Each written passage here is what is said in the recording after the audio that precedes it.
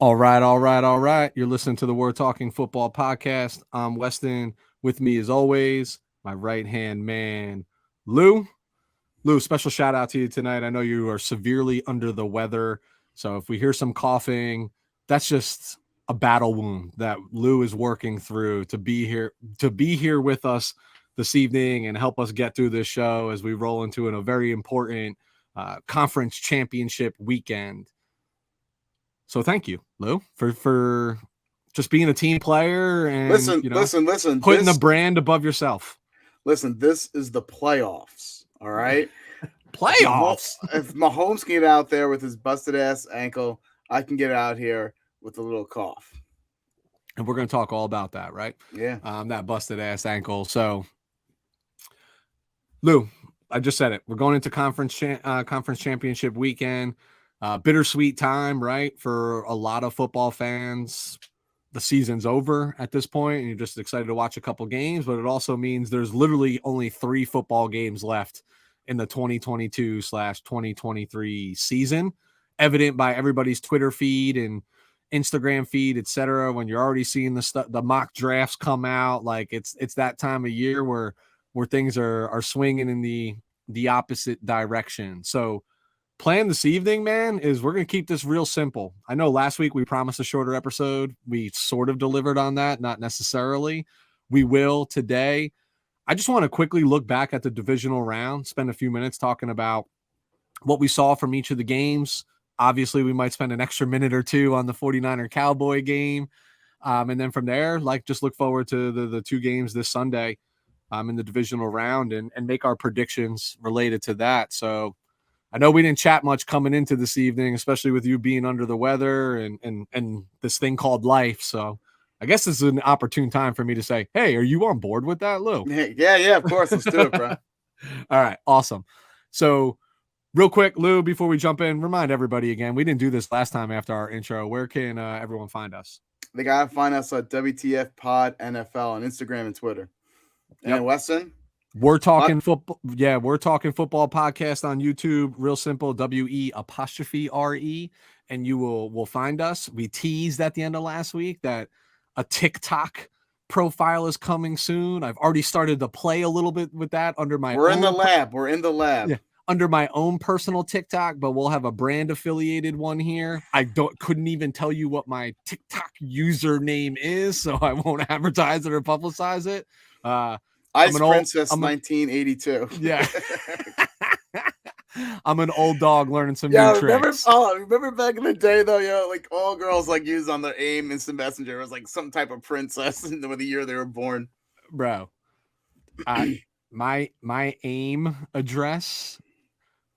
Quick pause. I know we don't have many Gen Z that listen to us. It is more the Gen X millennial group that we target into.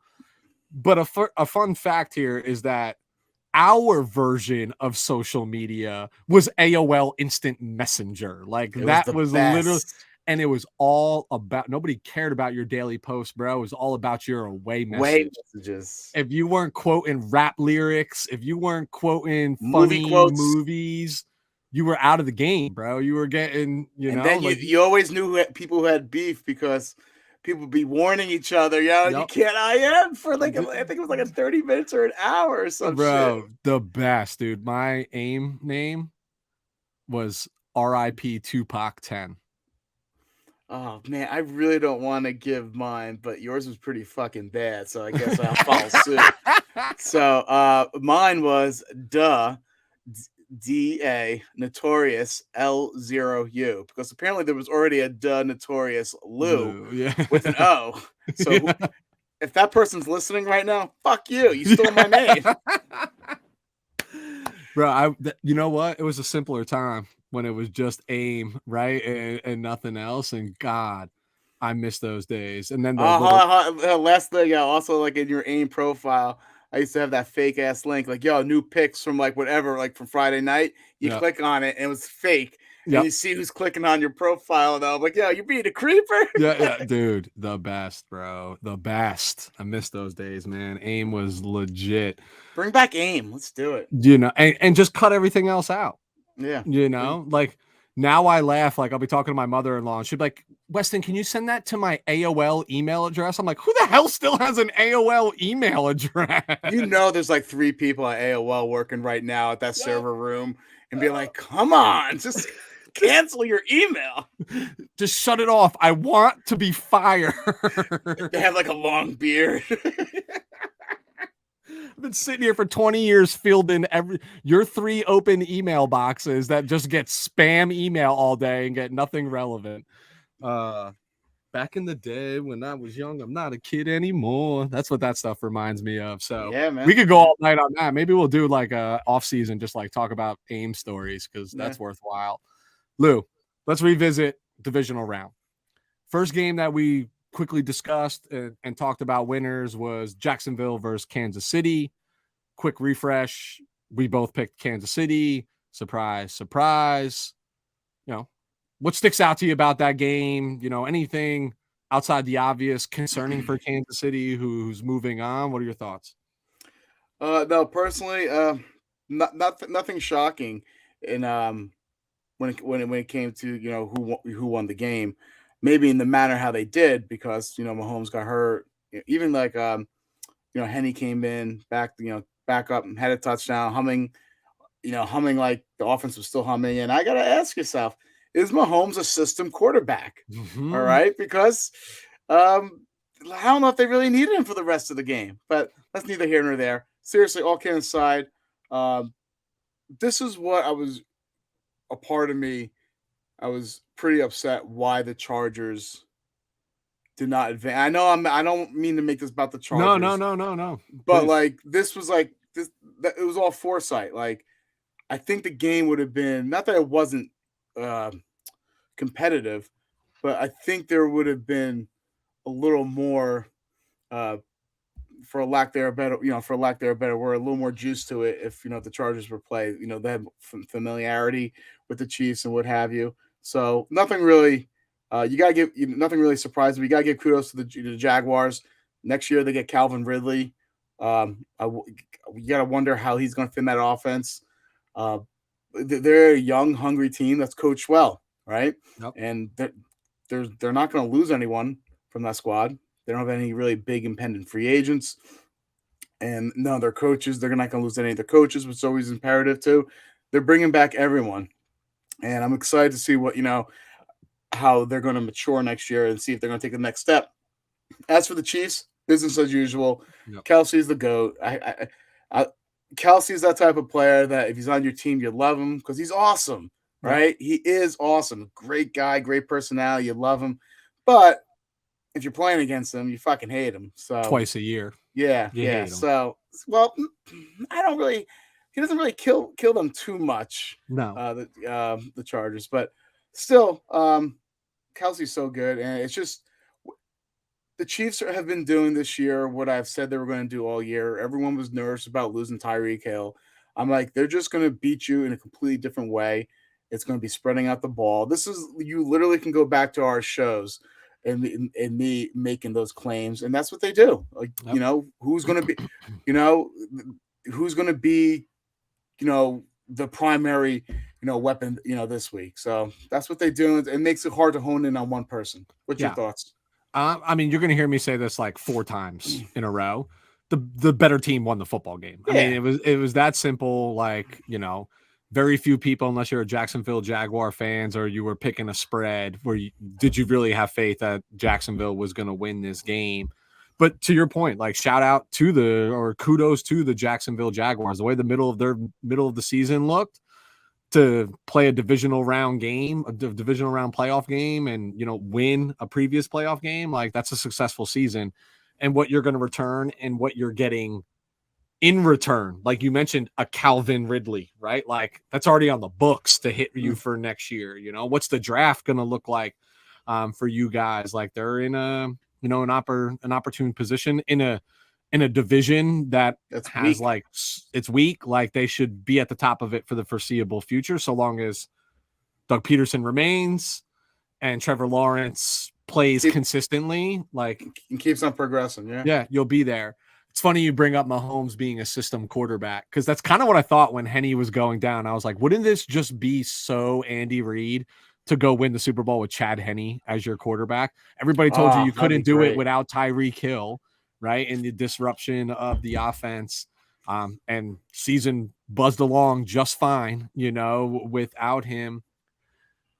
Your point about Kelsey, I should hate the Kansas City Chiefs. Like, I really should, right? They beat us in the Super Bowl, but I really don't have a disgust for them because I kind of like Andy Reid, right? Like, Patrick Mahomes is like a great person on the brand for the NFL, as is like Travis Kelsey. What I'm perplexed about is how the hell is that man, when you know what he is capable of, how is he always that wide open?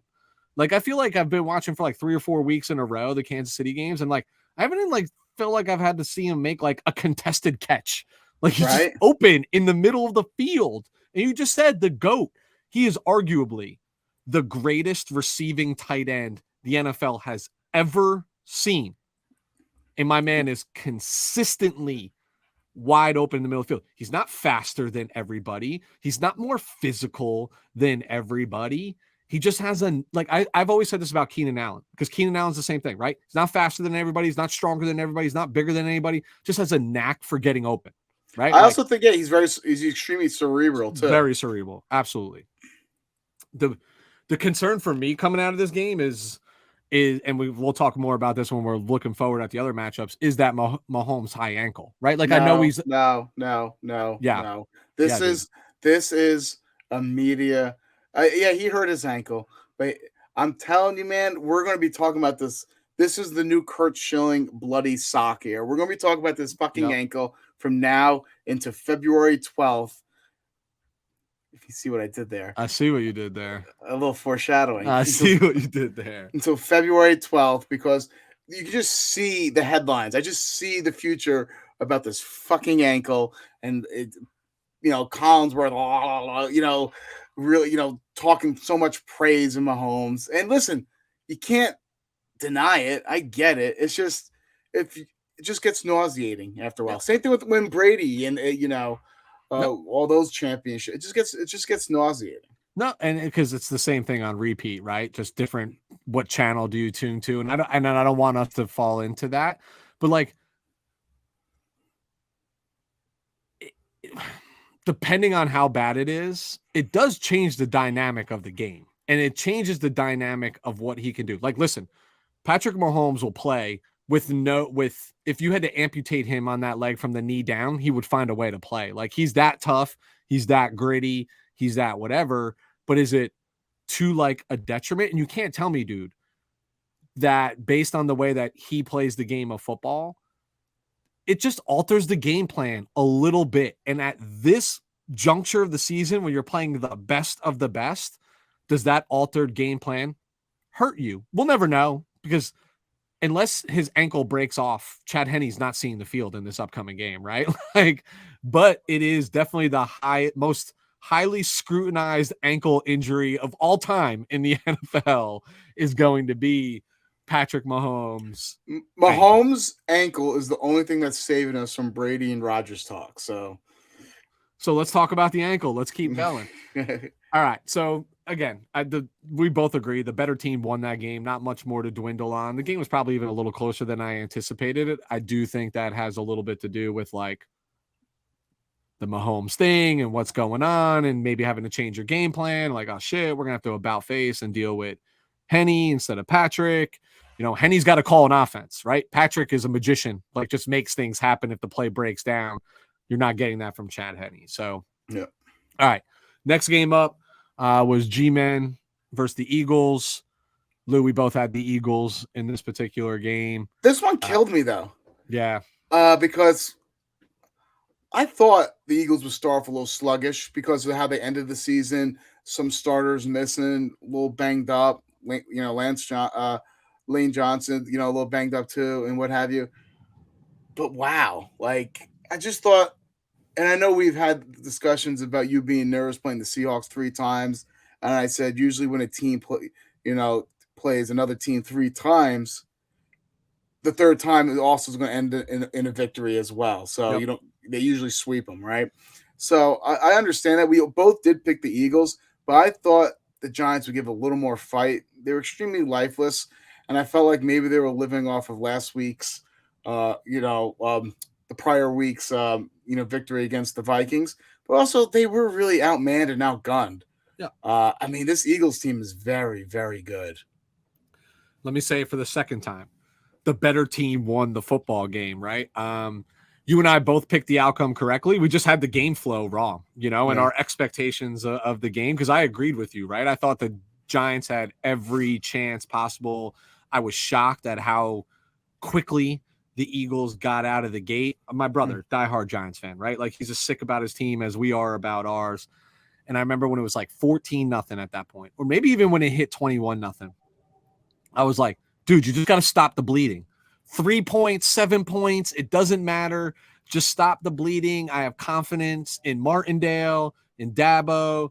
I mean, in Dabble, I don't know, I almost called him Dabo Sweeney. Brian Dable being able to right the ship a little bit and make this a little bit more competitive, and they never did. And that was what was impressive about Philly, because I agreed with you, right? Like, hey, they lost 2 out of their last 3. I know Hurts wasn't there. Hurts looked a little shaky because they couldn't run their full game plan. But, Nick Sirianni had his guys out there. I mean, they had 7, 8 design runs for Hurts, right? They got right back to what they do well and showed that they're a really good football team. But all along, they showed to me what we already knew about the New York Giants. Way ahead of schedule, way ahead of the curve, deserving to be there, but not as talented as where they stood in the playoff standings as their record would dictate, right? Like, when you looked at this team on paper, you're like, you're playing in the divisional round of the playoffs? Like, that doesn't make a lot of sense. And then the overhype. Go ahead. Let me ask you a question. This could be a controversial take, but for the amount of success they had this year, Giants fans, you have to love it, right? You have to love it. Yep. But you think this is detrimental to them? Do you think this sets them back a year? Because obviously now you're picking in the late 20s. You're not getting those blue chip players. And if you're picking in the late 20s, usually every NFL draft, and obviously you can see I've been draft focused. You don't have 32 first round graded players. Usually it's anywhere from like 12 to 15 tops. So now when you're in the late 20s, you're picking really a second round talent. So just getting a 5th-year option on them. That's all you're doing. Exactly. So do you think this could be detrimental and possible affect them next year and the year after because of this magical run? I do. And you and I don't agree often on these sort of things, right? But like, I do actually. And I had this exact conversation with my brother about this, is like, look, there's no moral victories, but it feels like a moral victory, right? Like a team that nobody picked to win 7 games, playing in the divisional, won a playoff game, and is playing in the divisional round of the playoffs. Something to celebrate.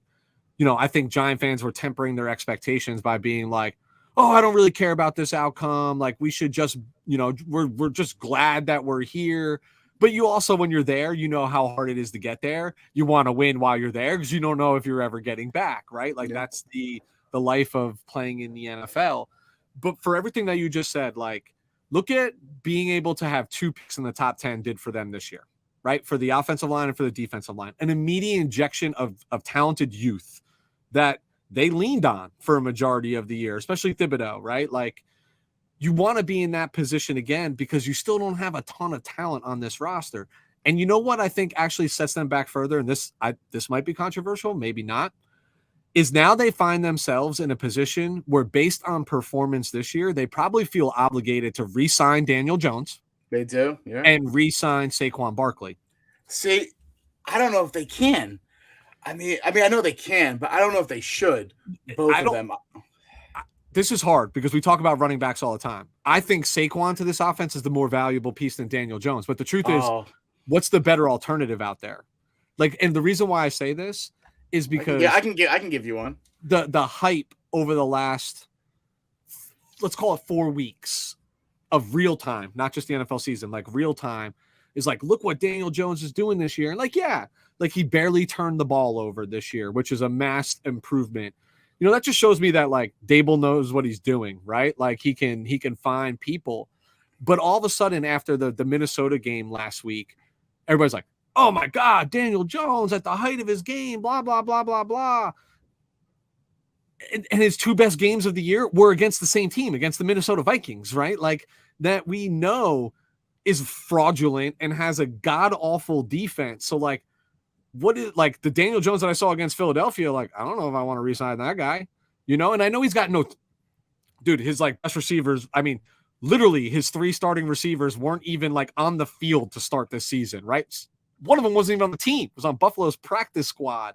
So I get all of that, but I feel like if they make this decision to commit a long-term to Daniel Jones, like it might be more than a year regression because they might be locked into that. To me, if I'm being prudent, maybe I just franchise him, or maybe I exercise the 5th-year option.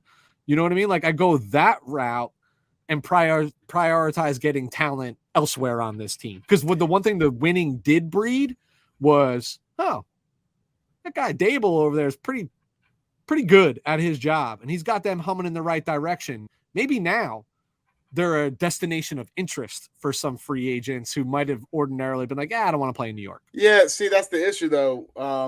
Obviously I haven't seen their roster construction, so I don't know what they can do. But if you're signing Daniel Jones to a big contract, that's going to be a big cap hit. Yep. If they do have intentions of signing Saquon Barkley to an extension, which they absolutely should not do, because guess what? The best spot perhaps to get a running back would be end of first round, or maybe they trade back. Trade back in the draft, early second round. So, but if they try to re-sign both, that's going to eat up that cap like Miss Pac-Man, man. So I don't know how they're going to attract free agents. They would have to be more cost-efficient free agents, but it should be interesting to see this team as well. But yeah, it sucks. It's like, how are you going to fault them for having success? I think pre-free agency and pre-draft, we should get a Giant fan on this show. Someone who's knowledgeable, somebody who looks at that sort of stuff, understands like roster construction in terms of contracts and age. Like Gettleman. Yeah, yeah, exactly. Like Dave Gettleman. I mean, we could go to Over to the Cap and like figure it out ourselves, but love to like hear their perspective on like how they value the current people on their team that like leaders. So maybe that's a to-do list, right? On the to-do list is we'll go look at that. But again, I will say what I said. We're talking about the losers here now. Let's talk about the Eagles. Yeah. They look good, man. We said it. They looked good. They looked efficient. They did not look rusty like we pinned them to look. I mean, dude, they ran for 260 something yards. Like, if I had to nitpick a little bit, I'd say like, well, Jalen Hurts didn't light it up like he has been like during that 15-1 stretch that he went on, but they didn't need to, bro. This game was over halfway through the second quarter. Yeah, like they are built. They are built how I would like to, a team to be built, within the trenches. They are dominating both on the offensive line and the defensive line. They play bully ball, but they also have weapons too. So it's remarkable what the Eagles have accomplished this year. And I'm gonna say this: an aggressive GM will do that for you. By the way, Howie Roseman is that. You're close. It's not just an aggressive GM. This is the creation of the Eagles, right? Don't forget how they were really bad a couple years back, remember? Yep. But the creation of the Eagles is the recipe of when you have a GM working closely with his head coach and offensive coordinator and defensive coordinator to put basically what type of players they need for what type of system and everything. They all worked in such a synergy where it translated onto the field. Howie Roseman was able to get players that play perfectly to the schemes of where the coaches are trying to run. Yeah, I'll use A.J. Brown as an example. I guarantee the conversations were not like, hey, Howie, just go get me a wide receiver. It was like, no, we want that wide receiver, right? Hassan Reddick. You know what I'm saying? Like a beast, yeah. So like this is what happens when you have a GM that works fantastically with the coaching staff and not just getting random, square pieces to go into round holes. Yeah, I mean, dude, they're humming, they're buzzing, they're flying, like whatever you want to say. Like they are a force to be reckoned with. They are deep. They got playmakers everywhere on offense and defense. But to your point, man, and I've witnessed this firsthand with my own team, but like love the style in which they're building it because it starts on the offensive and defensive line. They will push you around, right? And like, what do we know travels well in the playoffs? Defense and a run game, and they're at the top right now, like with what they're doing. So, we'll talk more about them in a moment, of course. The next game up was actually the Cincinnati Bengals at the Buffalo Bills. Lou, you actually had the Bills. I did. And I had the Bengals. Yeah. And I'm going to turn it to you in a second, but you asked me when I was talking about the Bengals, like, am I concerned about their offensive line? And what was my response was, I wasn't. Like, they just figured dude, this was the knock on them all last year in the postseason. They just figured it out, right? And like we know, Von Miller-less defensive line in Buffalo is not the same.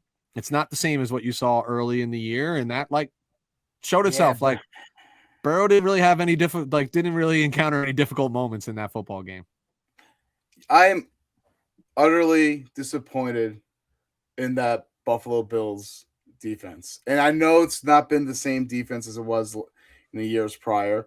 And I know it was, pretty well in the beginning of the year, but, losing Von Miller is a significant blow because he brings equal amount of juice as a pass rusher as he does a run defender, right? Utterly disappointed in that defensive line not be able to disturb Joe Burrow. You could blame the weather on that. Snow does slow down, your pass rush, right? But kudos to the Bengals again. What I'm gonna say is I had an epiphany watching this game. My epiphany is this: Joe Burrow is that guy. Oh, yeah. And when I mean that guy, and some people are gonna hate me on this, he's on the same exact level as Patrick Mahomes. They're both tier 1 quarterbacks. Yeah. I don't want to hear really too much about Josh Allen being a tier 1 quarterback right now because of the turnovers and what have you. And let me tell you, what Mahomes does with his throws, his arm angles, fantastic. His scramble ability, his ability unlike anything we've ever seen before. But what Burrow does, he does not have any of that in his game. But what Burrow does is his ability to process information and make quick decisions and decipher defenses so quickly. It's like as soon as he snaps the ball, he knows where he's going already because he's recognizing the coverages, and they weren't able to trip him up. And from a mental aspect, he's equally as good as Mahomes is from like more of like a physical aspect, and that's why they're on the same level. Yeah, I mean, Burrow's a ball. Like, he's a baller, dude. I had 2 epiphanies during this game. Mine was not necessarily so much about, I mean, it has to do directly with Joe Burrow, but dude, I got to eat some of my own words here. Cause I trashed Zach Taylor after his like first 2 years, right? Like trying to figure it out and whatnot. Like, dude, he looks like the guy. He looks like the part. And this, to me, goes all the way back to how, like, the whole Damar Hamlin situation was handled. How he walked over to McDermott and was like, what do you want to do? I'm here, right? Like, got it. This guy's a human being, understands. Checking the box, player's guy, right? Like, I'm checking the box for, like, that's a player's guy right there. And it just, like, the way this team, like, dude, in the middle of the season, they didn't look great. Then they get on a run. Like, he's got them believing. He puts his, the offense in opportune position. Like, he's going to have a 10, 12-year run as head coach here, just based off of these 2 years alone, even if they lose this game. Like, he's the guy. The other epiphany that I had is I was very uneasy about not that I really cared, but my Cincinnati Bengals pick over the Buffalo Bills, right? Like, I wanted to root for the Buffalo Bills. Nobody wants to see a Berman Bowl, the 49ers versus the Bills, more than me, I assure you, right? And like, I knew that was going to go away if they lost this game. Paid no attention to the weather report going in. Turn on the morning pregame, right? And I see that it's snowing in Buffalo. And I immediately was like, Cincinnati's going to win this football game because Buffalo has no semblance of a running game outside of the quarterback, and Cincinnati does. And what's better is like Allen plays hero ball. So a lot of like off script type throws and things of that nature, that's harder to do in the snow. Receivers slip, you slip, offensive linemen slip. Cincinnati's offense is a very controlled, well executed offense. Receivers will be in better position. They can keep their feet underneath them. So even if the running game's a little bit sluggish, they're going to win the one-on-one matchups on the outside. They have the added advantage. They know where the ball's going, right? The defender, we always talk about this, defenders are reactors. But the run game, and at this point in the season, Cincinnati's defense is just playing better than Buffalo's defense. And those are the two things, right? In the playoffs, didn't matter where this game was played. As soon as, and that's weird, right? Because most people would say snow, advantage Buffalo in their home stadium. I didn't feel that way at all. Like, dude, they play in Cincinnati. It's cold as shit in Cincinnati. You know what I mean? Like, during the winters, like, the cold's not going to phase them. Maybe they don't get as much snow, but, like, it's a controlled environment, right? Like, they still clear the lines and clear some of the end zone in between plays. But the minute I saw it snowing, I felt so confident about my Bengals pick because I was like, because the Bengals can run the football and the Bills can't right now. They just, like, they run – they statistically look like they're running the football when they put the game away and they're just handing it off and they accumulate yards like that. But week after week after week, who's the leading rusher? Josh Allen. That's never a good thing, dude. We talked about this with the Chargers at the beginning of the season. First 4 or 5 weeks of the season, Herbert was leading the team in rushing yards. We're like, that's not sustainable. Like, you're just not going to win football games that way. And that's just what it's been for them. And unfortunately, like, the Bills stalled out in that back half of the season, and that caught up with them. And they just played the hotter team. And right now, the better team. And again, the third time in a row, I'm telling you, the better football team won this football game right now. Yeah, you can tell that, like, as I said, like, Josh Allen is not in the same tier as Mahomes or Burrow, in my opinion. And they need, you know, that being said, they're going to need to give Josh Allen a little more help because that offense isn't constructed to be as competitive as it needs to be against the likes of Patrick Mahomes, Joe Burrow, and, you know, some other of those AFC teams. So they're going to need someone more outside of Diggs because outside of Diggs, if you can shut down Diggs, who else is your major threat consistently? Yeah, I know Gabriel Davis can have a game. Singletary every now and then have a game. Dawson Knox can have a game, but they are not consistent threats. They have a Houdini act way too far often for my liking. They just disappear for quarters in and quarters out.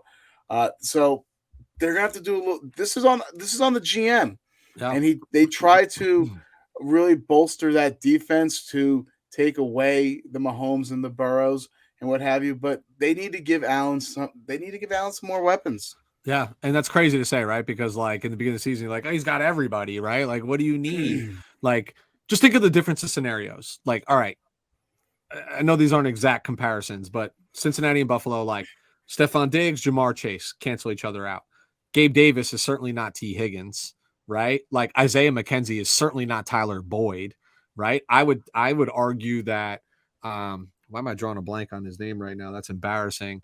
Hayden Hurst has outperformed Dawson Knox this year, right? Like, Hayden Hurst has been a savage. And then you got Joe Mixon. And then you couple with a running game. Oh, by the way, with a running back who catches the ball really well out of the backfield, right? That can, like, split out and play wide receiver. So it just feels, I agree with you. Like, they never were worried. Like, last year, they didn't worry about their offense. They went toe-to-toe with anybody. But they were in their eyes when they go back to that Kansas City game, right? They're like, what if we were able to make one more stop? One more stop. I think this team was built to beat Kansas City, not beat Cincinnati, and people are sleeping on Cincinnati. And newsflash, Cincinnati is a really young team with really generous, friendly contracts on there. Like, they're not going away. Like, they're not going away unless something happens to the most important position, Joe Burrow, and it changes because God only knows who their backup is. You hope you never know. Like, bro, they're perennial playoff team. Like, they're going to be there for a long time, 10, 15 years, as long as Joe Burrow's there. Just want to add one more thing. You said last week, right? I mean, you said last year their offense was humming. They didn't worry about their offense, so that's why they threw a lot more resources on the defensive side of the ball. What did they have last year that they didn't have this year? Brian Dable. Yeah. And Dorsey has done an okay job, but I feel like he's also castrated Josh Allen as a running. He doesn't have as much as running attempts as he did. The last year, the last couple of years, he's made a more pocket passer.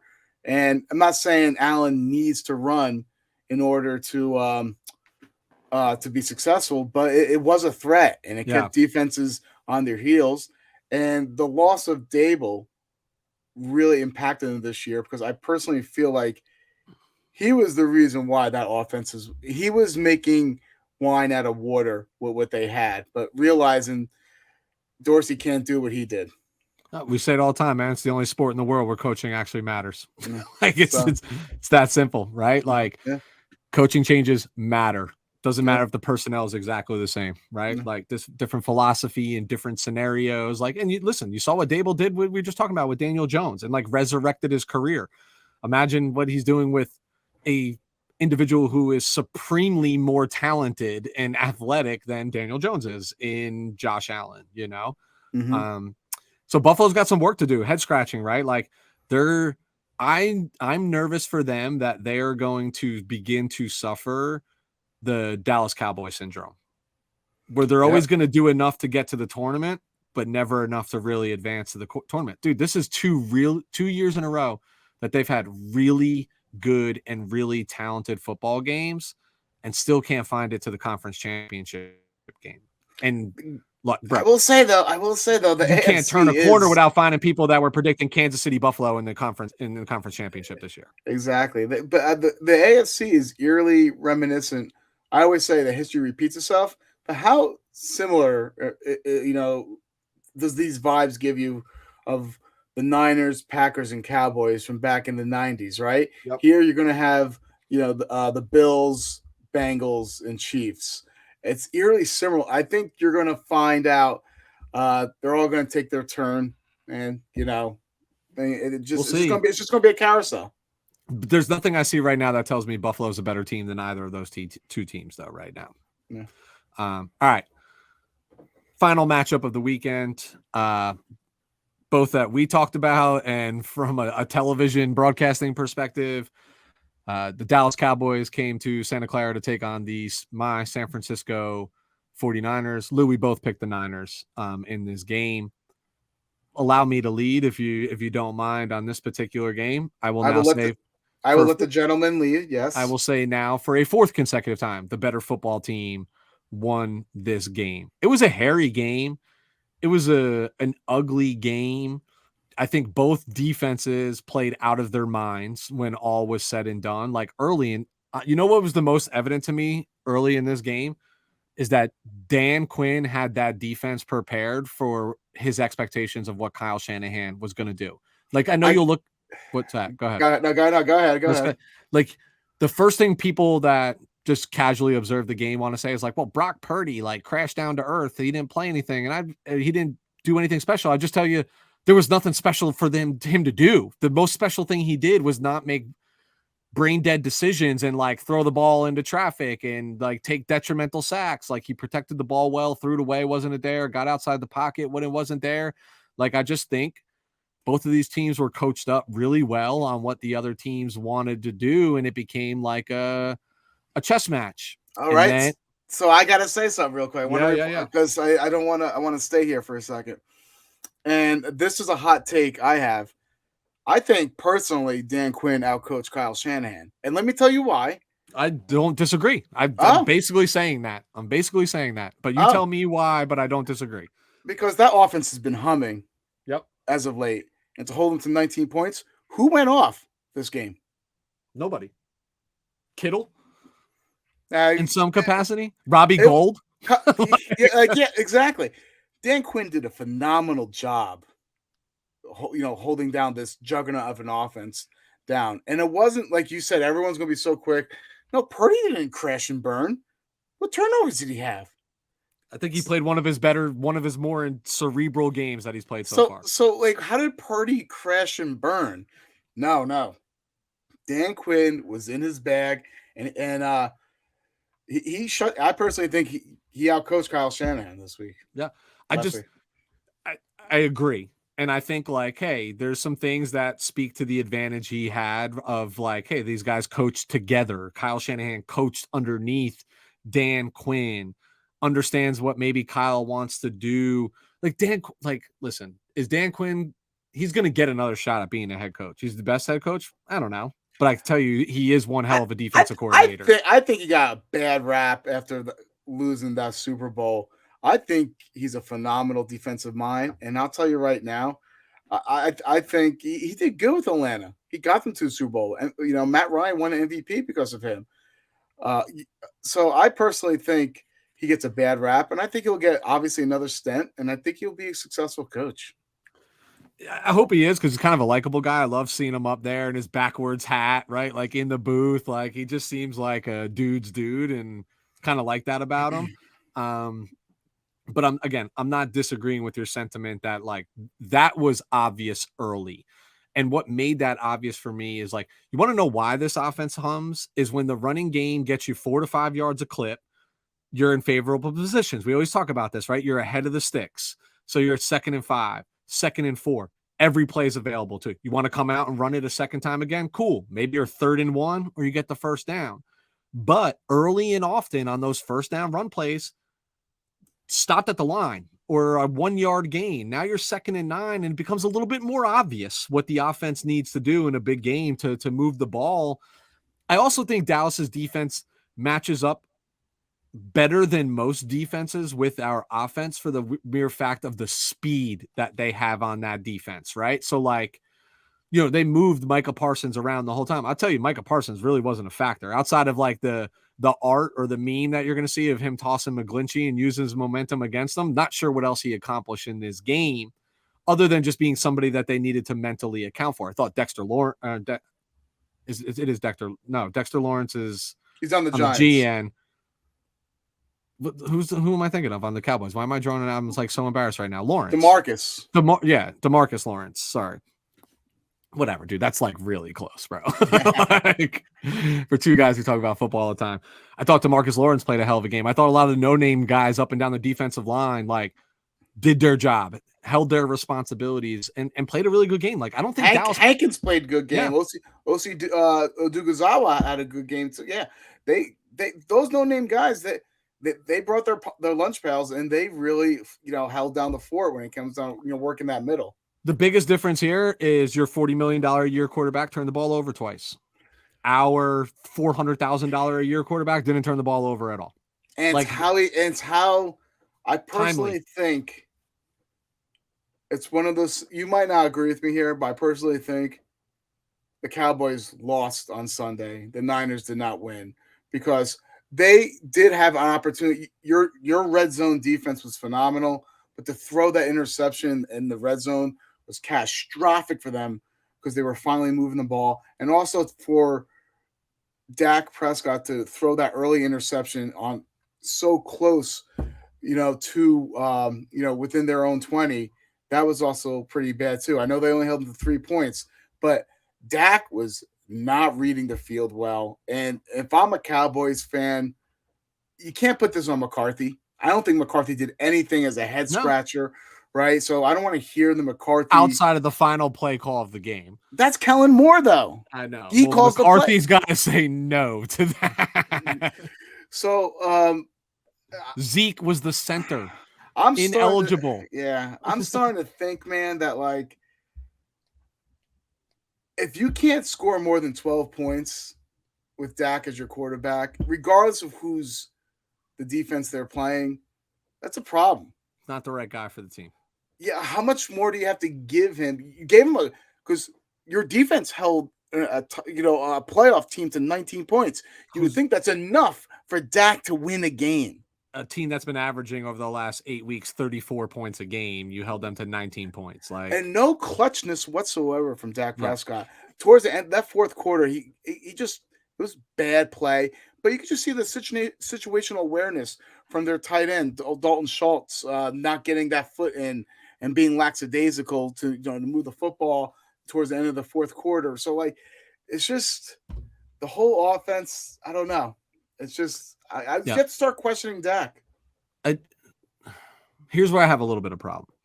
I'm not saying you're wrong that the Cowboys lost this game. Like, listen, the 49ers defense played very well. D'Amico Ryans had his guys ready to go. Like, they put them in those positions, right? And you can argue just as easily, we gave them free points as well on a muff punt inside of our own 25-yard line, right? And a quick opportunity to change the momentum in that game. And the defense didn't bend, right? Or didn't break, I should say. And I can argue on the other side that like the score would look a little bit different. Like we missed some opportunities as well. Like Dre Greenlaw had a pick six right in his lap. Prior to that, like there's been other opportunities, balls deflected in the air inside the red zone that like hit the ground. And when balls pop up, they never usually hit the ground, right? That throw to Dak, yeah. Yep. I mean that throw to Zeke, yeah. Yep. Like that could have been changing as well. You could sit there and say not good throws, right? Because they weren't, but the defense puts pressure on you to do that, and the defense plays too. Why I have a problem with this is because as a fan of the 49ers, like I know my team didn't play superlative, but they did what they needed to do, and they went and won their 12th straight football game against another playoff team that had Super Bowl expectations against a $40 million a year quarterback. And yet come Monday and Tuesday, I tuned into Skip Bayless. I tuned into First Take. Like I tuned into these shows that I never, ever give anything because I want to hear the backtrack. I want to hear like what Stephen A has to say because he hates the Cowboys, right? And through all those shows, dude, you wouldn't even know who the Cowboys played.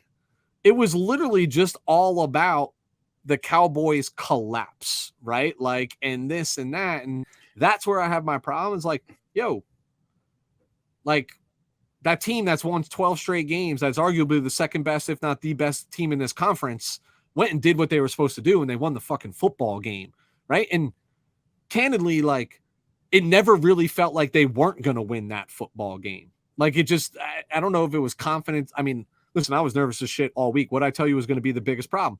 Dak scrambling. A couple big scrambles, right, where he made that game, like, again, put them in favorable spots, big third downs, got off the field, things of that nature. But, you know, outside of like, oh, this is closer than I really think it should be, I was never like, we're out. Like, here's where it's going to turn, you know, that sort of stuff. And like, that's commendable as well. I'm just hearing too much of like, the Cowboys lost this, the Cowboys collapsed. Well, how about the better team actually won the fucking football game and capitalized when they were supposed to capitalize?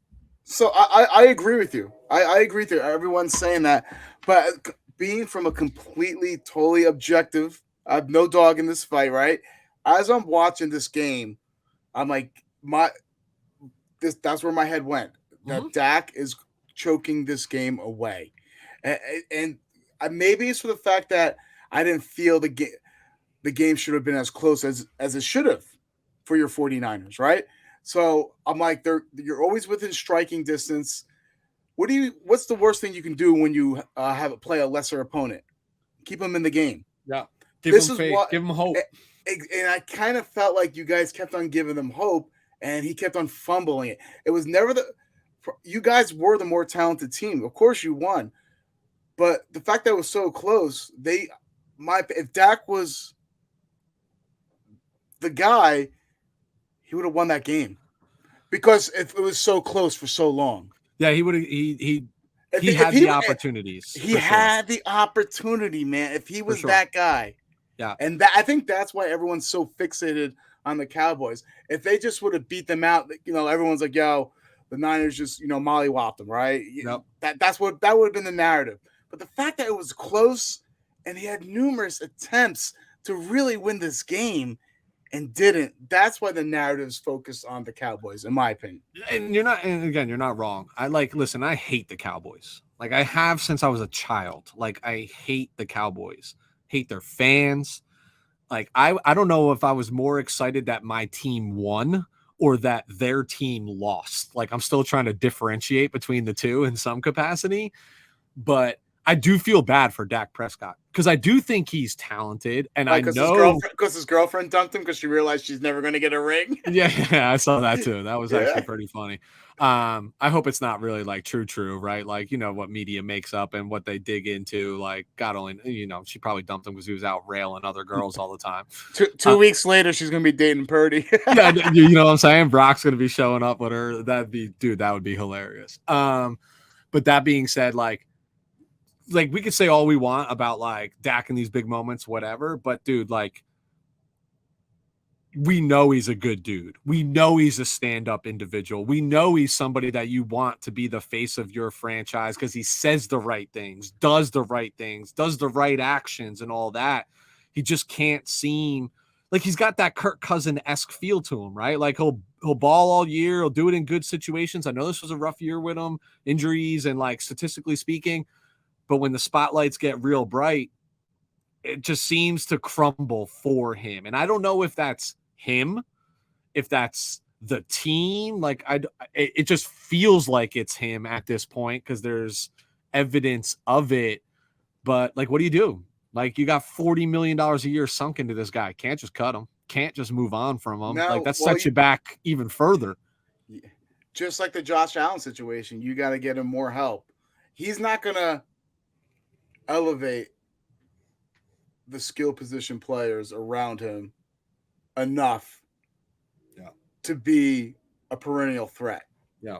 He needs better players around him to make him look better. All right. And losing Tony Pollard, let's not forget that.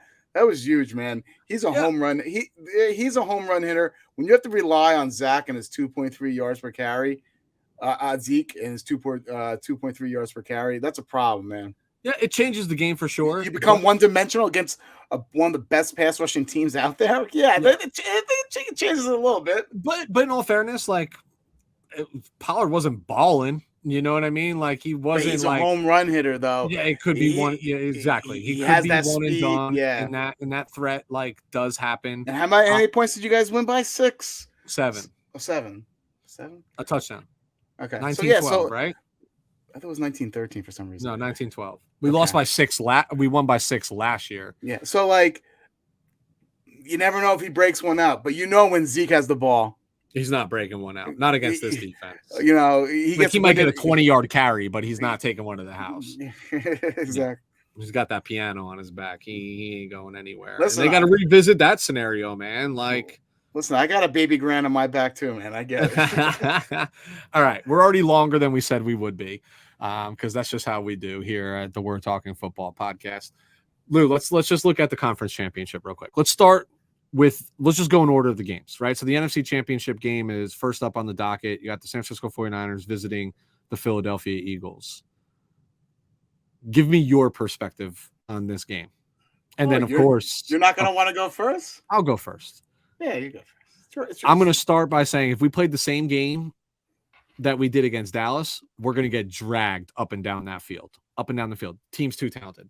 We've talked about it before. They're just too talented. Too balanced. On both sides of the field. The same thing that gave me agita about Dak, 3x that about Jalen Hurts, right? Like the mobile quarterback, the read option offense.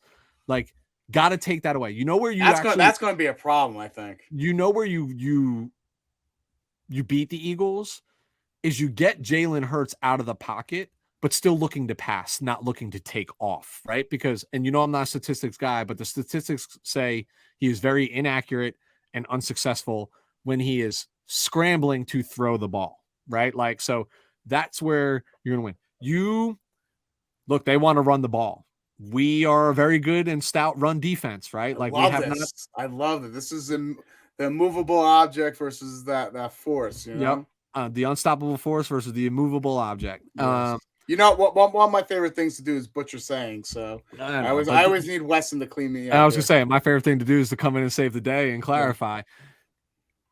Like their ability to run the football scares me. I know our secondary matching up against their receivers isn't favorable for us. I would give advantage Philadelphia, right? Mm-hmm. In that particular instance between Devontae Smith, AJ Brown, and even Dallas Goedert.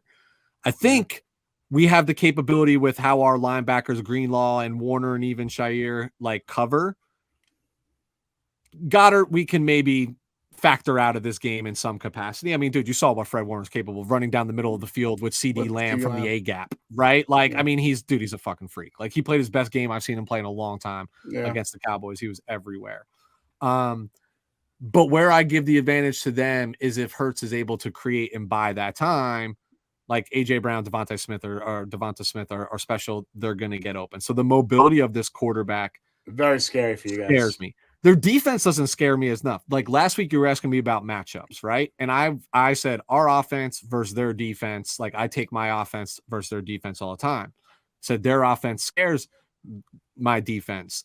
Like it's kind of the same thing. Like I think our offense will be okay against their defense because we don't like Brock Purdy's not going to be in 7-step drops, right? Like the ball's going to be out quick. It's going to be over the middle. You're going to see a lot of flash. You're going to see us try to impose our will in the run game because we too want to run the football. Like it opens up everything we do.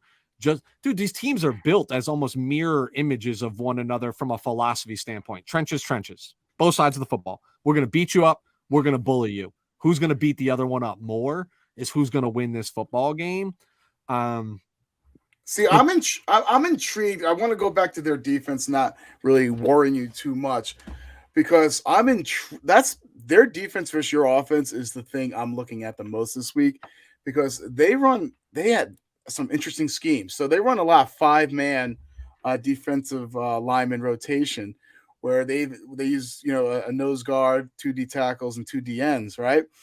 And that's going to be hard to penetrate because usually you have a 4 or 3-man, alignment.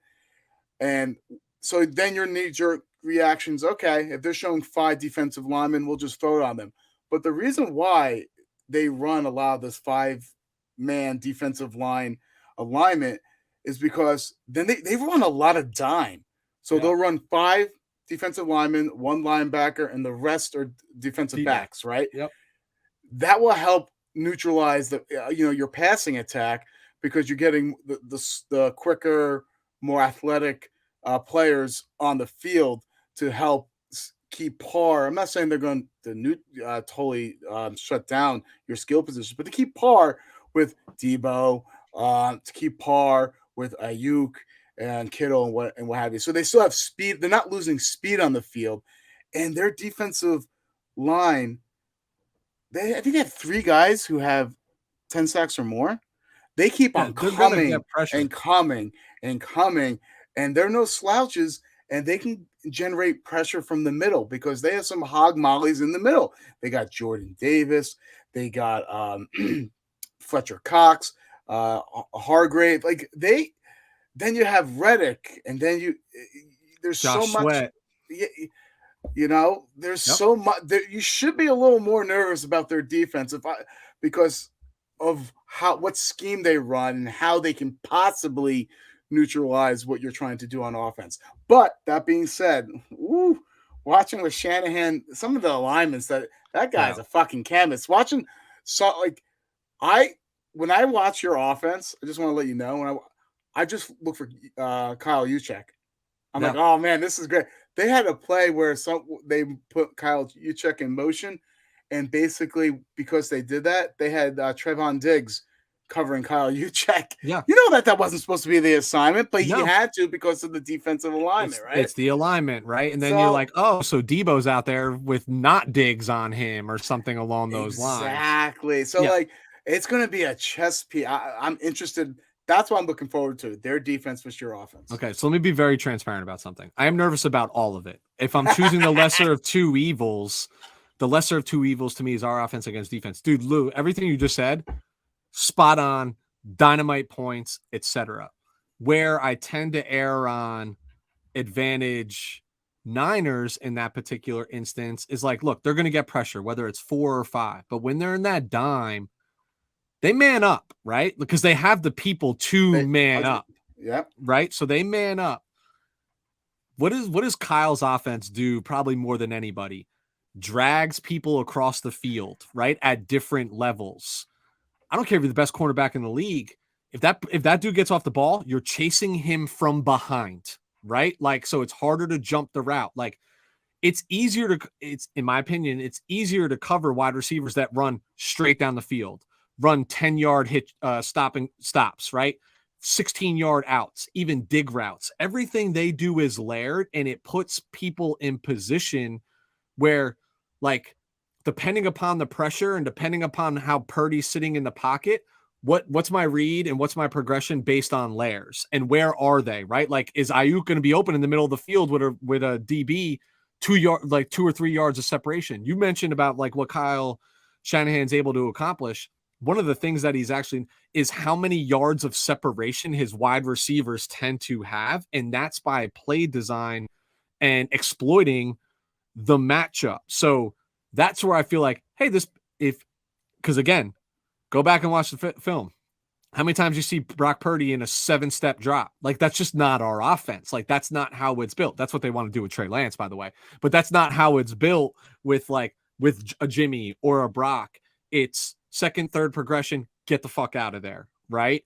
You mentioned the pressure up the middle. What gives me a little bit more confidence is Brock is not a statue either. You know what I mean? Like, pressure up the middle eats quarterbacks like Jimmy G up all day. The Tom Brady's up all day. Yeah, but like, he's not good when he's outside the pocket, though. But from a thrower. But is it with that up the middle pressure? And these things are game changing, right? Like, we talk about this all the time in the NFL, bro. Like, every game, every play is so important and so instrumental. Like, it's just the way that it works. There's no 7-game series, 3-game series. It's like win or go home right now. Like, that's just the way it is. So in those scenarios, you got pressure up the middle, and even if he skirts out and throws the ball away, 2nd and 10 versus 2nd and 14 or 2nd and 15 or 2nd and 16, or change of possession on a strip sack fumble that came up the middle and nothing you can do. Like, he's just got that quick little burst, and you save downs 2 or 3 times and not take the sacks. Like, defenses get frustrated. They want to get to the quarterback, right? Like, it might change things. Again, I want to be crystal clear about this. The Philadelphia Eagles are a dominant football team right now. There is nothing that's going to happen in this game that makes this easy sledding. But to flip it, if I look at our defense, if we can get pressure with 4 and cloud, even if you could just take AJ Brown out of this game in some capacity, got a really good shot at winning the football game, man. A really good shot at winning the football game. That being said, tell me who wins. Give me a score. Fuck.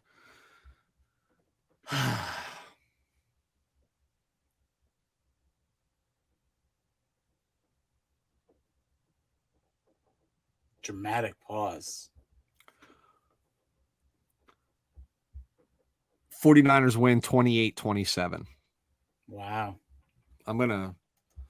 Wow. And dude, last year, you know me, right? Like, I'm not afraid to pick against my own team. Like, I don't make homer picks. I picked the Rams to beat us last NFC Championship game. Like, being honest, right?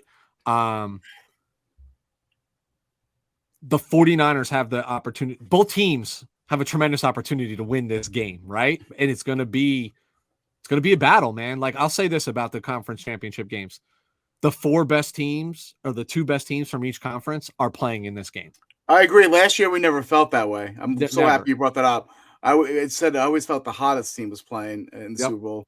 This is the 4 best teams in the tournament, and arguably for the entire year in their conferences, that are playing in this game.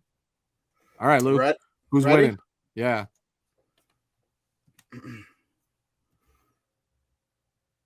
Score will be 27-23. Fly, Eagles. You're not allowed to say that on this show, dude. On the road to victory. Yep. I think Purdy will have. He'll finally make the mistake. No. I think Purdy will have a similar game he did last week. Yep. Efficient. I won't lose you the game. And I don't think that's going to be enough, though. Yeah. Because I think the Eagles have a little too much firepower on offense. You were saying, hey, if the Niners can apply pressure with 4, Eagles got a really good offensive line too. No doubt. That's gonna be hard to do. Yeah. So, and even if they do get pressure, Hurts can avoid it. Here's here's one of the things that I do want to bring up and I do want to mention. And sometimes this has to do Well, with some.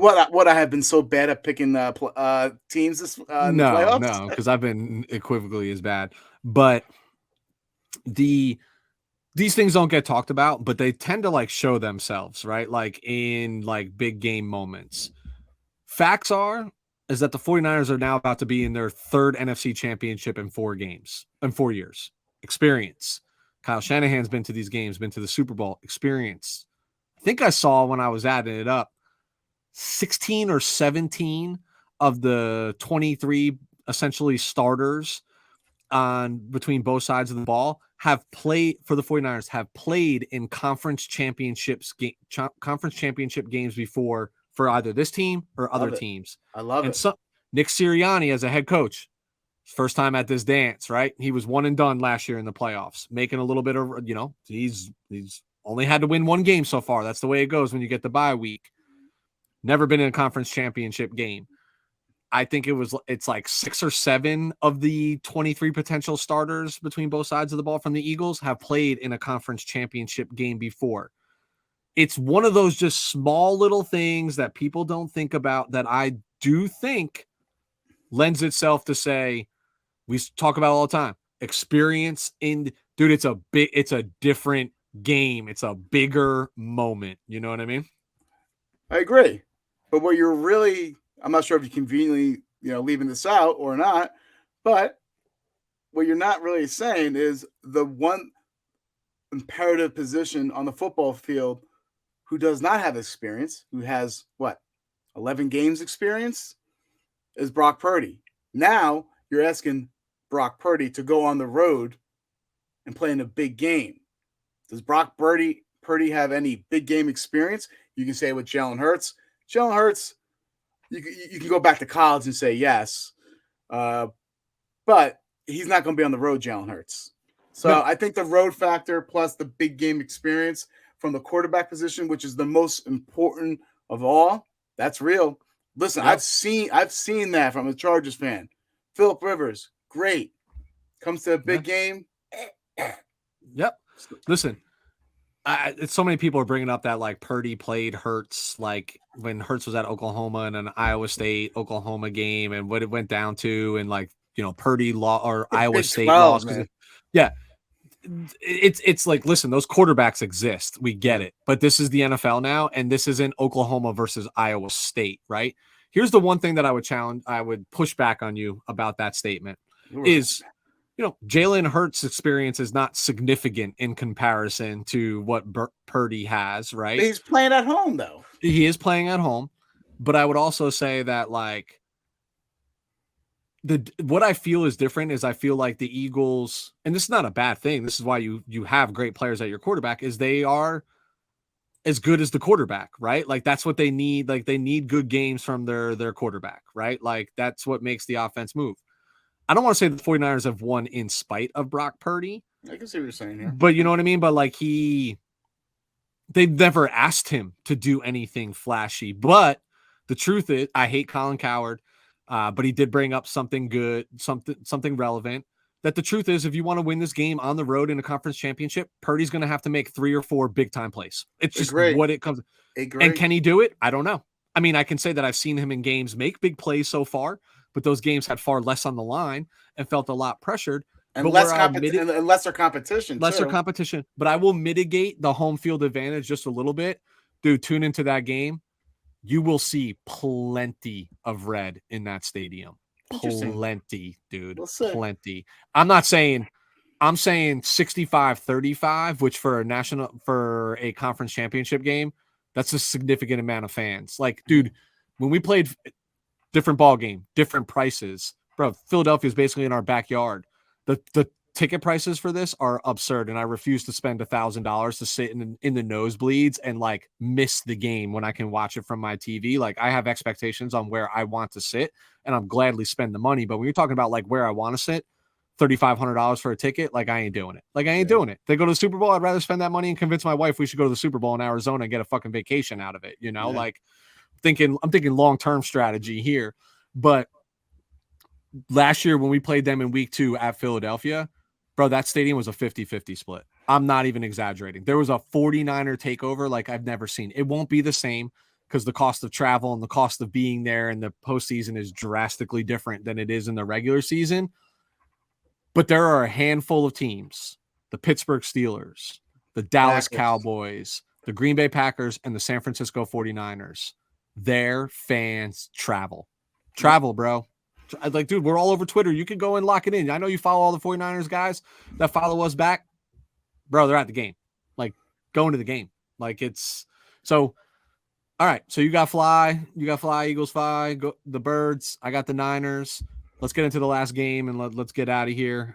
Call it a wrap. So, Cincinnati Bengals are visiting the Kansas City Chiefs at what is now being coined Burrowhead Stadium. This is awful. You do not give bulletin material like this to Andy Reid. Not just the Kansas City Chiefs, just to Andy Reid. He'll exploit it all day long. But hey, good news. Because I think in this scenario it was the right idea and a good idea that if it was the Bills versus the Chiefs, because of the way seeding and things worked out, it'd be played at a neutral site, right? I think the Bengals felt slated about that because, like, hey, we're in contention of this thing too. Like, should be at a neutral site. The one thing I never want to see the NFL do is decide that it's a good idea to play conference championship games at a neutral site like they do the Super Bowl. Dude, the Super Bowl is depressing. Like, there's 80,000 fans at the Super Bowl, maybe 20,000 of them are actually fans of the teams that are participating in the game. Everything else is corporate sponsorships. Look how much money I have that I can afford these tickets. Like, alumni player, you know what I mean? It's not the same thing as like your diehard fans being at the game. It's like a Chargers home game. I'd say it's more like a Rams home game right now. But the truth is like, this is what you play for. You only give one first round bye to the team that has home field advantage. Like, you earn the right to play that final or potentially final playoff game in front of your fans. Like, that's what you work all season to earn the right to take them away. I think would be, and I honestly, because you know the NFL, they're all about where's the revenue going to come from. The revenue is going to come from a neutral site because they can attract more people to go to it, right? They can charge whatever the fuck they want to charge. It's no longer under control of what the team wants to start the ticket prices at, right? Like, it's their market. I think that would be the worst thing that ever happened to the NFL. Yeah. So tell me about the game, Lou. I mean, I think we all know this already. Burrow is living in the Kansas City Chiefs' head rent-free. When you look on paper, the Bengals have the better squad. They are the better team. They are coached phenomenally as well, both on the offensive and defensive side of the ball. And I don't think I can understate how great their defensive coordinator has been these last couple of years on what he basically tries to do. He's another one that shows 5 from a defensive line standpoint, but then usually drops 2 back. You just don't know which 2 are going to drop back. And when they drop the 2 on the edges that usually drop back, what they basically do is they play zone. It's like a muddle zone. So they'll play zone, but then they see a quarterback scramble, and then they go in. It's almost like a delayed blitz then. So they're like spying, zoning, and he has them humming, and they play their assignments extremely well. It's really phenomenal how that roster is constructed. Once again, they have the better rushing attack. They have the better weapons. They have the better defense. So it's just logically these are the reasons why they've been 3-0 against the Kansas City Chiefs.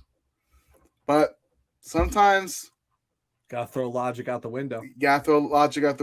And I alluded to before, we're going to be hearing about Patrick Mahomes' ankle up until February 12th. I just think you have the best quarterback and the best coach. When you pair them 2 together, somehow, some way, they and also the best, the best tight end in the league. When you pair those guys together, they're going to find a way to win. And unlike Buffalo, I do think Kansas City's going to be able to generate pressure. I find it hard that the Bengals are going to be able to replicate what they did against Buffalo and keep Burrow clean. You got Chris Jones, who's been phenomenal this year.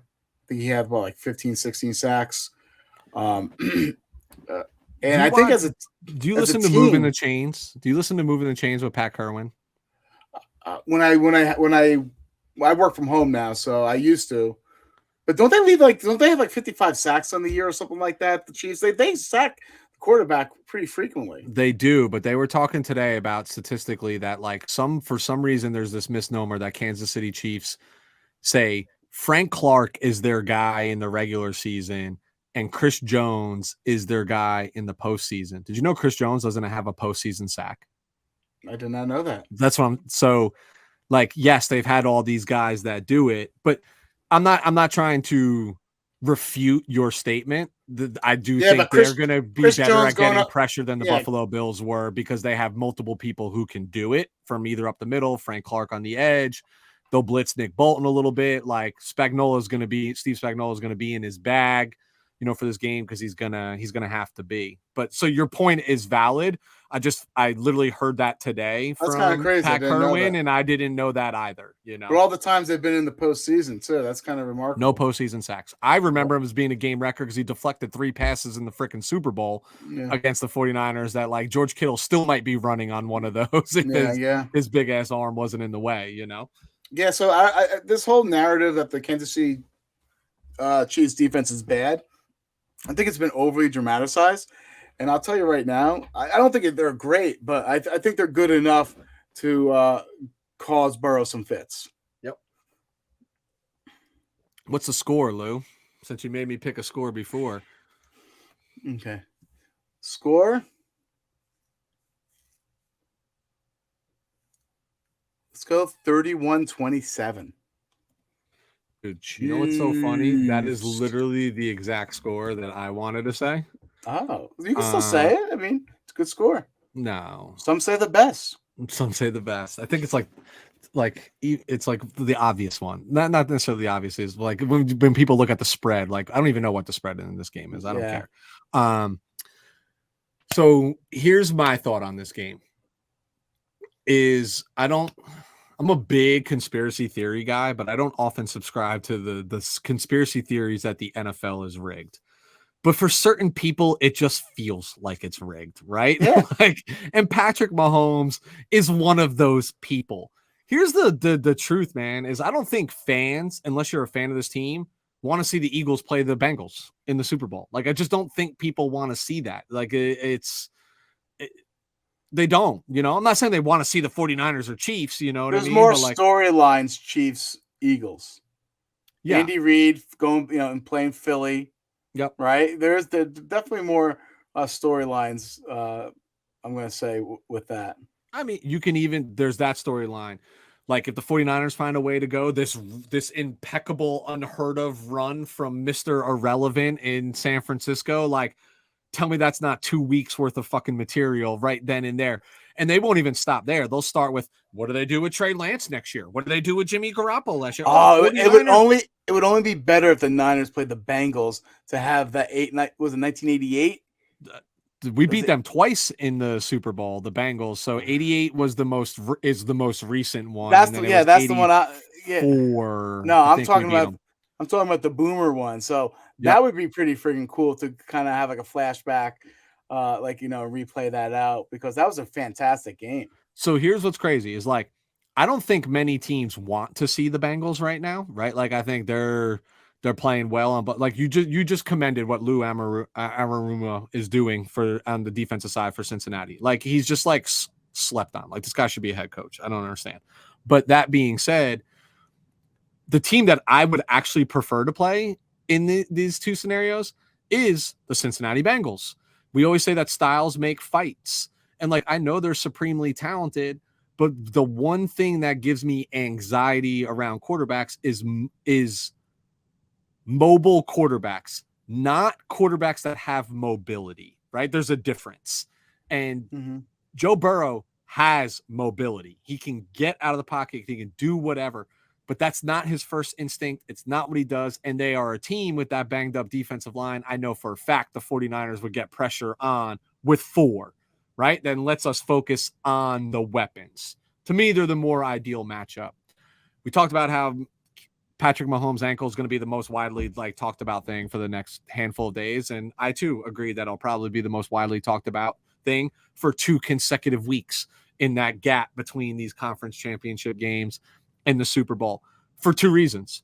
Either they're playing in the game and that's all that matters, or they're not playing in the game and that's the excuse that matters, that they're not playing in the game, but it will be a drum that continuously beats for essentially the next 2.5 weeks.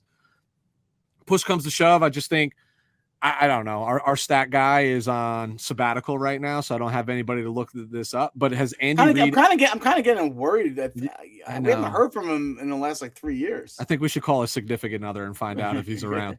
That being said, I would love for somebody to look it up and see if Andy Reid has ever gone 0-4 against a team before. Yeah. And if I'm a betting man, I'm betting that that's probably not likely. Yeah. Right. Listen, he's that good at what he does. We talk about experience. Yes, I know the Bengals were just recently in this game last year against this very same team and then made it to the Super Bowl. But let's not forget, though, Kansas City had an epic collapse in the second half. They were rolling.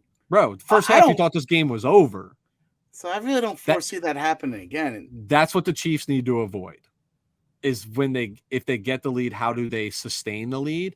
And the difference is, I think this team is actually built to do it because they're not a home run hitter like they've been in years previous where they're reliant on the big play. They can establish the drive. They can sustain longer drives. They can methodically move down the field. So, Lou, I mean, you stole my thunder, but I'm Kansas City Chiefs as well in this game. I told you weeks ago that I think the Kansas City Chiefs are going to win the Super Bowl. So there's, like you said with Buffalo last week, you said Buffalo would win. How do you not pick them when they're remaining? I'm in the same boat with Kansas City. I said they would win. Yes, the Mahomes injury gives me cause for concern. But when all said and done, I'm taking Andy Reid over Zach Taylor. That's the way that I'm going about this. And the whole thing is, it's just a gut feeling. This is nothing because everything on paper, statistically, it comes up Bengals, right? Oh.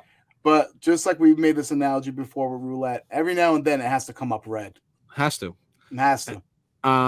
I'm going to say 31-28, even though I'm saying right now. You are that douchebag from The Price is Right. Oh, my God. I wanted to say 31-27. I'm just saying that, but I'm going to say 31-28, and I'll change my logic. I'll say the last team with the ball wins, and Mahomes does just enough to come down the field and pass it to Harrison Butker, who kicks up.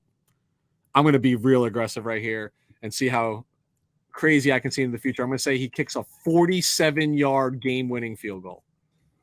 I'm going to say something different. Burrow's driving to win the game, and he stalls. Just stalls. Yeah. Goes for it. No pick. Just goes for it on fourth down. They don't complete it. Well, no, he doesn't get in the end zone. Okay. They're down 27-31. Needs a touchdown. I don't know how it's going to be turnover downs, interception, sack, whatever. But so let's say sack. But I say Burrow will fail with the ball towards the end. All right. Well, there you have it. Lou says we're looking at an Eagles-Chiefs Super Bowl this year. I say we're looking at a 49ers-Chiefs Super Bowl. I certainly hope you're wrong and I am right, specifically about a 47-yard game-winning field goal, because if I call that correctly, then I'm just literally retiring from the We're Talking Football podcast. Then you beat me from the 2 years of our pick'ems. It just all pick'ems go out the window. I am winner, you are loser. If that actually, I wouldn't even know what to do if that fucking happened. Now this game's going to keep me up all night regardless. So funny story is I have to go into the office on Monday into the city. I'm closing out our year, whatever. And I told my boss, I was like, listen, I will be there. I'm going to be hungover. How hungover is dependent upon the outcome of my game. And she's like, well, what do you mean? They all, dude, my whole work, I'm known as the that's a good question. That's a good question, Weston. Do you party harder when you celebrate or when you sulk? When I sulk. So here's how this will exactly play out. if the 49ers win this game, I will have my vino during the game. I have a regiment, a cup, space it out. I'm all good. I'm level headed while I'm watching. Just keep like a pretty steady buzz going. If they win, like on a normal Sunday and they're playing in the afternoon game, like I cruise right into the night game, like maybe have another glass or two of wine, real cool, real calm, collected, get to bed at a decent time, maybe watch the rest of the game in bed. They lose, I'll probably sit there and watch the Chiefs-Bengals game, watching it in the dark. Not even sure if I'll know what's going on, because all I'll be thinking about is this play, that play, this play from the 49ers game. And as I'm thinking about it, I'm just sipping and I'm just sipping and I'm just sipping. And before you know it, so I was like, I'll be there. If the 49ers win, I'll be bright-eyed and bushy-tailed because I won't be stressed for the Sunday night game. Probably get bed at a decent hour. If they lose, no telling what's going to happen. I might stay up all night. Like, I'm the one who's like, I'm a sucker for punishment, dude.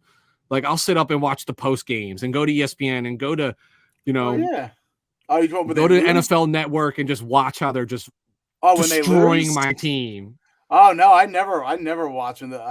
I shut my phone off. I avoid sports like the plague when the Chargers lose. So I want to listen. This is not to make myself feel better. We've said all along, like throughout the majority of the season, I have Super Bowl expectations for this 49er team. I think it's better than they were last year, and a team that made it to the NFC Championship game.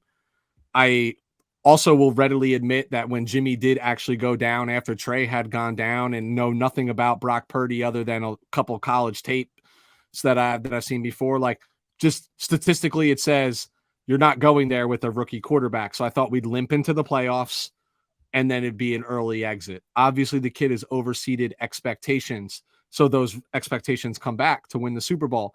But the truth is, like, Lou, if they lose this game, how do you, like, as a fan of the team, look back at it and say, look at all the things that you went through and still went on a 12-game win streak, right? Still accomplished this, like, still can't take away that, in my opinion, at this point, Kyle Shanahan's the coach of the year, right? Like, with what you saw, like, it still feels like I got to see as much extra football as I possibly could as a fan, minus the one game. But 30 other teams are saying the same thing. Yeah, of course I'm greedy. I said it before, like with Giant fans. You don't get here often. You got to take advantage of when you get here. I just told you, we are now playing in the third NFC Championship game in 4 years. There's no Super Bowl that has coincided with those yet. I want a fucking Super Bowl. I have a fucking bottle, a specialty bottle of champagne that I've been reserving since 2019 to fucking pop in that instance. And I stare at it all the time. I could show it to you. It's right behind me. Like, I want to spray it all over my fucking house and create a disaster. Like, that's what I want to do. I don't even want to drink it. I just want to spray it everywhere. Like, I'm in the fucking locker room. I have absolute, you are talking to on deaf ears right now.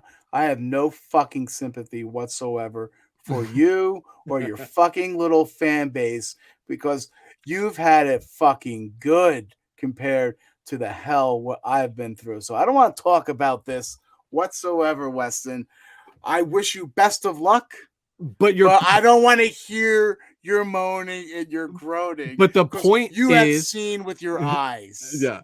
The point is, from an outside perspective, like, you can't even look at the 49ers season and say it's a disappointment, right? To get to this point, you got to hope the ball bounces in your direction a couple of different times, right? It's always better to be lucky than good. But like, I need this to happen. I want this to fucking happen. Like, and I think it's possible. And the saving grace for me is there's nothing about the way this team is constructed, especially now with two rookie quarterbacks under contract, right, that you're going into the season with, to bring back your people. Like, we'll be back. We're a playoff team again next year. You know what I mean? Like, barring, I would even tell you, dude, that the 2020 season, the season that we didn't make the playoffs, that was in between all of this, the reason why that never happened is, dude, we had 40-something players go on IR throughout the season, right? Like, catastrophic Super Bowl hangover, injuries, and still we're in contention for a playoff spot, even with that abysmal, like, scenario that you're going through. Like, this team is built to be here. I don't want to hear any more from anybody about, we got to fire Kyle Shanahan. Really? Like, fucking really? Like, you see what else is out there? Like, stop that shit immediately. Like fucking immediately. Let's put that to pasture along with this episode, because I want to see if we can get under an hour and a half. So let's wrap this up. We're at 129 and 17 seconds. Lou, remind the audience where they can find us. At WTF Pod NFL on Instagram and Twitter. Weston, hurry up. Do it on the Yahoo. The YouTube. The Yahoo. I don't even know what our Yahoo is, but our YouTube is We're Talking Football. More to come from TikTok. Lou, that's a wrap for us on the divisional round. We'll be back, on the conference championships and recap of divisional round. We'll be back to recap conference championship, start talking about the Super Bowl. See you then, brother.